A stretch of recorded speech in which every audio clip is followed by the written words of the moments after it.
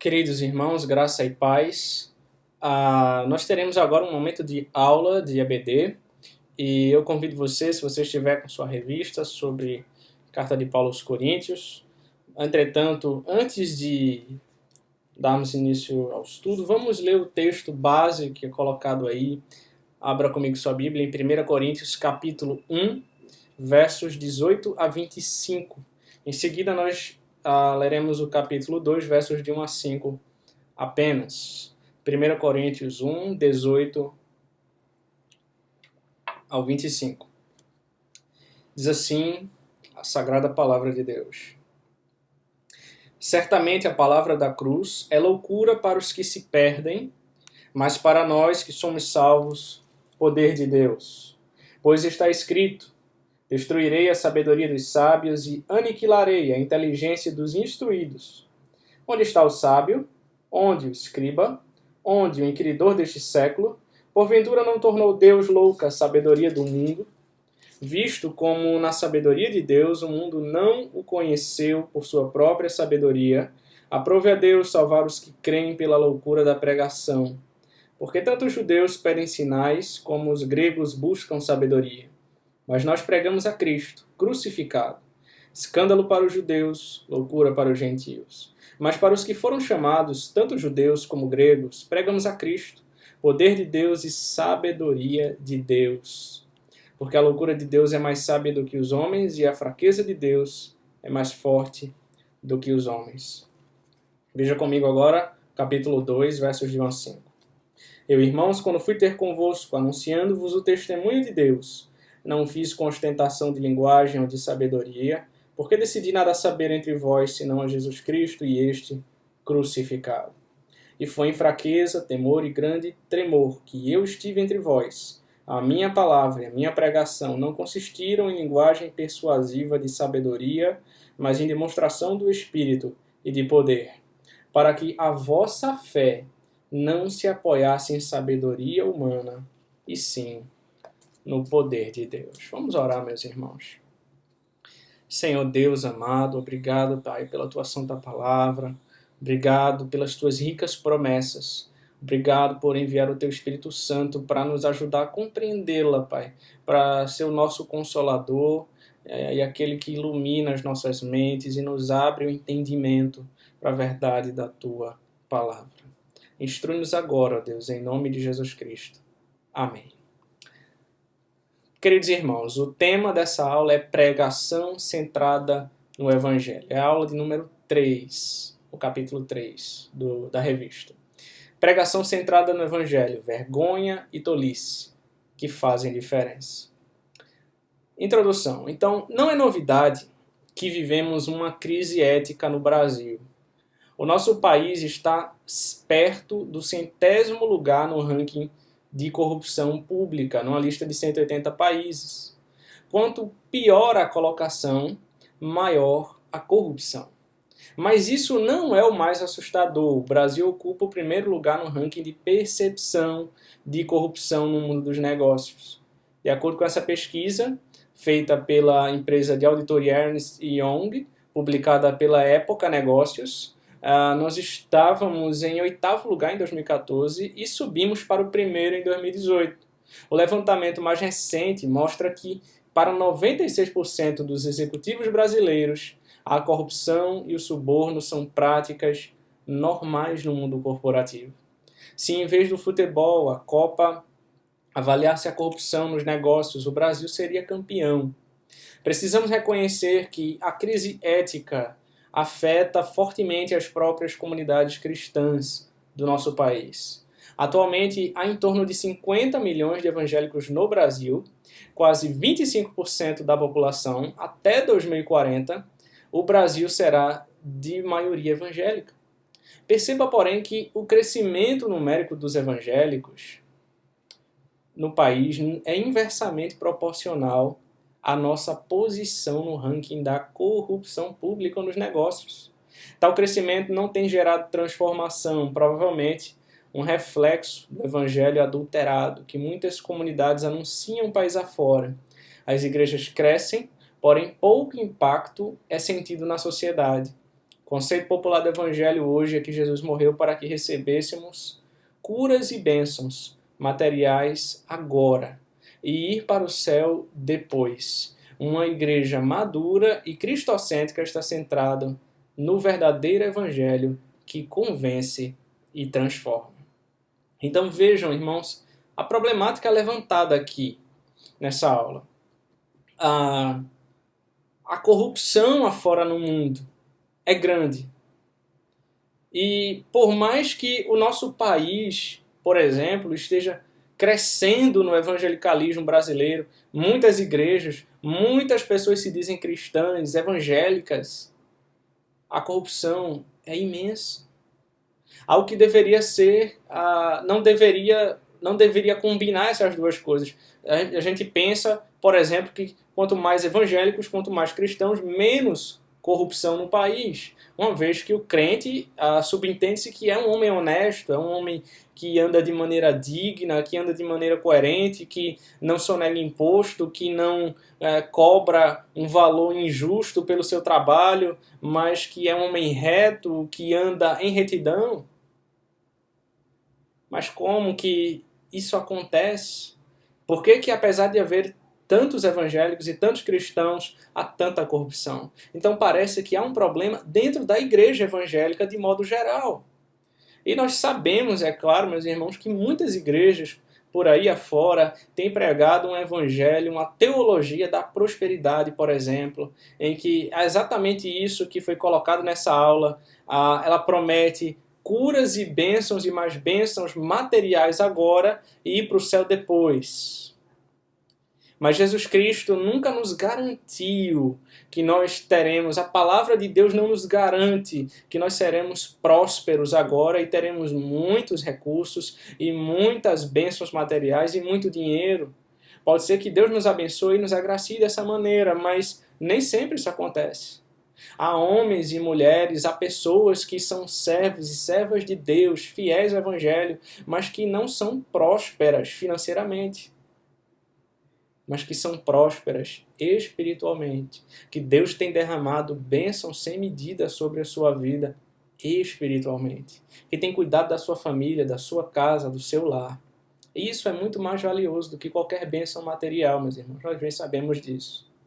Então, uma igreja madura, por outro lado, e cristocêntrica, ela está centrada no verdadeiro Evangelho, que convence e transforma. Se o Brasil, se o mundo, veja, se a nossa nação realmente tivesse crescendo um evangelho de igrejas verdadeiras em sua totalidade, de igrejas centradas no evangelho, então realmente nós teríamos um número muito maior de pessoas transformadas pelo Evangelho, a corrupção seria menor, a honestidade prevaleceria nas empresas. Então vamos continuar a leitura da aula Data e Ocasião. Paulo foi chamado para pregar o verdadeiro Evangelho. Ele recusou glória para si. A cruz de Cristo é o tema central de suas mensagens, que teve como ponto de partida o anúncio da paz, da pessoa e obra de Jesus. Esta clareza e objetividade na pregação o distinguiam dos oradores e dos retóricos familiarizados na cultura coríntia. Então nós vamos ver que Paulo, em contraste com aqueles que se usavam da retórica, que eram grandes oradores e que falavam muito bem, Paulo ele estava preocupado com a mensagem da cruz. Paulo estava preocupado em transmitir a verdadeira mensagem do Evangelho. O que importa para ele é a cruz de Cristo, é pregar a Cristo e este crucificado, e ele não está preocupado com ostentação de linguagem, de persuasão, de palavra, ele está preocupado com que as pessoas conheçam a Cristo, o verdadeiro Evangelho. A pureza e a simplicidade do Evangelho é o que mais importava para esse apóstolo, e é isso que ele insiste em pregar. Por mais que alguns ridicularizassem a mensagem da cruz, para ele era o poder de Deus. Então, segundo, meus irmãos, o ponto 2, sinais de sabedoria. Por um lado, ele diz, os judeus exigem sinais. Por outro lado, os gregos buscam sabedoria. Então vejamos, letra A, os judeus queriam alguma prova. Isso para validar a mensagem sobre Jesus antes de acreditar em qualquer palavra da parte dele. Os sinais que eles queriam eram as repetições dos grandes feitos de libertação que Deus havia demonstrado, ou seja, mar se dividindo, água de uma rocha, pão do céu, pragas contra seus inimigos em favor de Israel, ao resgatá-los da escravidão. Os judeus também pediram a Jesus sinais do céu, mas ele os recusou. Letra B, mensagem customizada. Ser sábio era sinônimo de honra e poder, e este influenciava a multidão.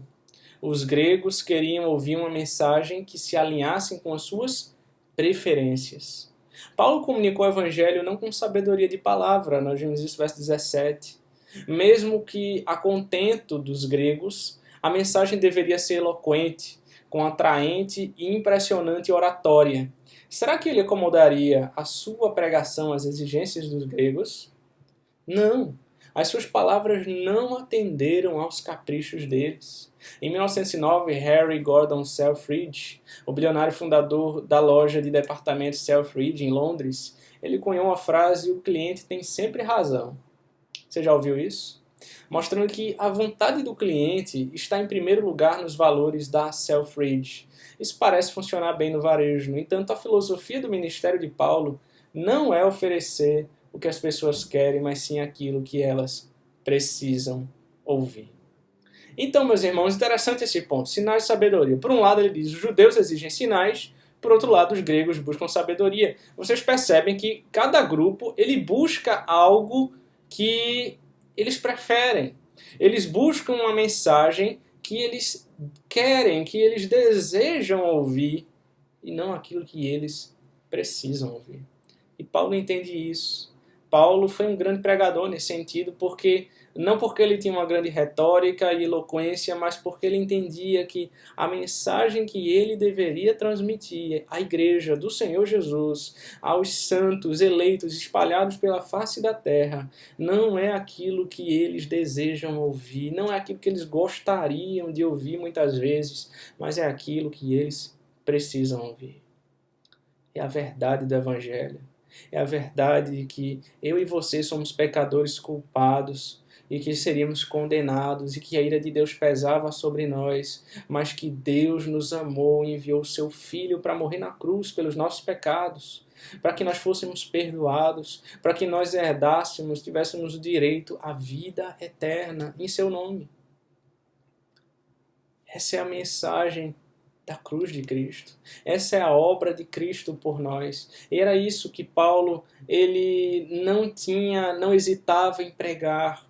Ele não hesitava em chamar os pecadores a arrependimento. Não hesitava em dizer que eles precisavam mudar as suas vidas, transformar seus velhos hábitos e viver uma vida nova, como uma nova criatura, restaurada por Deus. Os judeus queriam sinais. Eles queriam ouvir sobre os milagres, sobre os sinais, sobre os grandes feitos de Deus. Os gregos, eles queriam ouvir lógica, eles queriam retórica, eles queriam uma pregação inteligente. Mas Paulo fala com muita simplicidade, porque ele está preocupado em transmitir o evangelho da cruz de Cristo. E ele sabia que essas pessoas estavam tão preocupadas com essas coisas e ele quer lhes ensinar isso. Não é disso. Vocês precisam da mensagem da cruz de Cristo. Então, em terceiro lugar, meus irmãos, a Escritura oferece a cruz. Diante de uma audiência que anseia por sinais e retórica, Paulo tem a oferecer uma mensagem simples e poderosa. Certamente a palavra da cruz é loucura para os que se perdem, mas para nós que somos salvos, poder de Deus. A pregação da cruz é um método e o conteúdo da sua mensagem. Paulo sabe o que o mundo quer e não quer ouvir. Ele sabe que nada existe de mais ofensivo, seja a judeus ou a gregos, do que o anúncio de um Messias crucificado. Apesar disso, o apóstolo confia decididamente a não acomodar a sua pregação, adequá-la às preferências de quem quer que seja. Nós pregamos a Cristo crucificado. Veja, a mensagem de um Redentor, de um Messias crucificado era loucura para muitos, meus irmãos. Porque eles esperavam alguém que viria como um rei, que pisaria os seus inimigos, derrotaria, como um senhor dos exércitos. Mas Cristo vem humilde, ele vem, nasce numa manjedoura, ele vive em humildade, ele foi carpinteiro, pobre, ele não tinha onde reclinar a cabeça. E ele vem e anuncia o Evangelho, anuncia o reino de Deus, anuncia que ele foi enviado pelo Pai. E eles não acreditaram nele. Eles não receberam, seus não receberam. Mas é exatamente esse Cristo que se humilhou e que morreu por nós, que foi exaltado em glória, o qual todo nome, todo joelho se dobrará e toda língua confessará. Ele recebeu o nome que está acima de todo nome, para a glória de Deus Pai. E Paulo, ele está interessado em pregar esse Cristo, o Cristo crucificado, que foi humilhado, mas que depois foi exaltado. Então, primeiro, a letra A, escândalo e loucura. A palavra cruz, para nós, não tem o mesmo peso que nos dias de Paulo.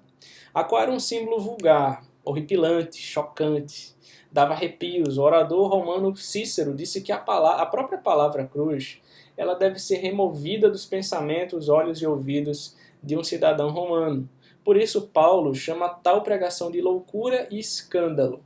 Nós pregamos a Cristo crucificado, escândalo para os judeus e loucura para os gentios. Verso 23.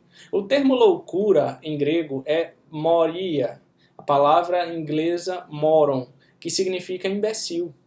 Vem desse termo grego, provavelmente foi sob essa ótica que as pessoas avaliaram a pregação do apóstolo. Para muitos gregos, adeptos dos discursos eloquentes e persuasivos, Paulo era um tolo. Quem acreditaria que a crucificação de Jesus foi o meio pelo qual Deus salvou o mundo? Além disso, para os judeus, cruz era pedra de tropeço, escandalon, que significa um obstáculo intransponível.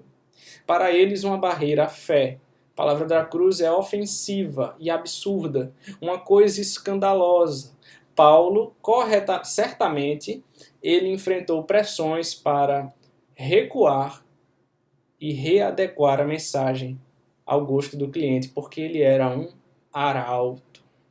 Um arauto. Então, letra B, arauto. O termo grego, o arauto era o termo grego que Paulo utiliza para a pregação, é kerux.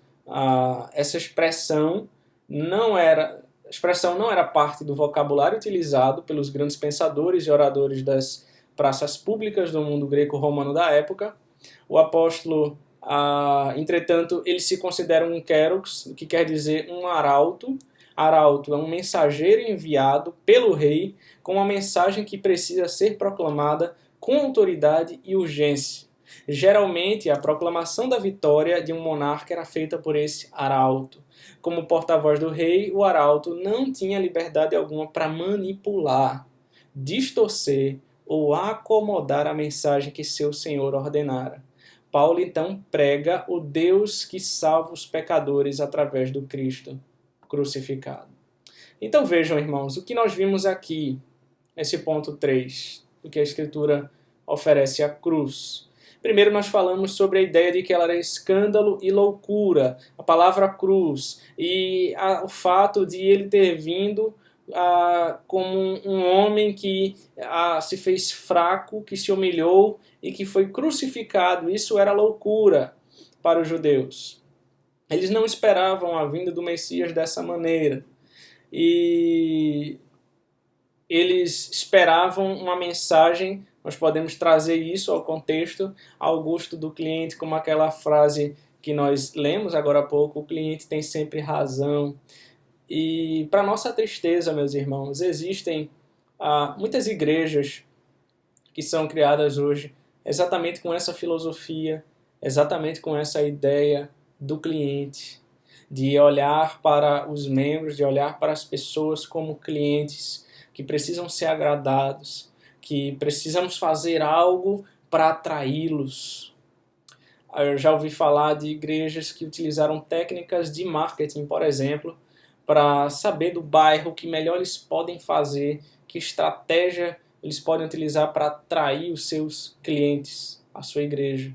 E isso é um grave erro, isso é um grave mal diante do Senhor, porque essas pessoas fazem isso manipulando a palavra, distorcendo a palavra, para que fique melhor, mais atrativa ao gosto do cliente. E Deus não nos chama a isso. A palavra que Deus nos chama é exatamente essa que nós lemos de um arauto. Aquele que proclama a mensagem do rei. O arauto é aquele que é enviado pelo rei para proclamar a mensagem que o seu rei lhe ordenou.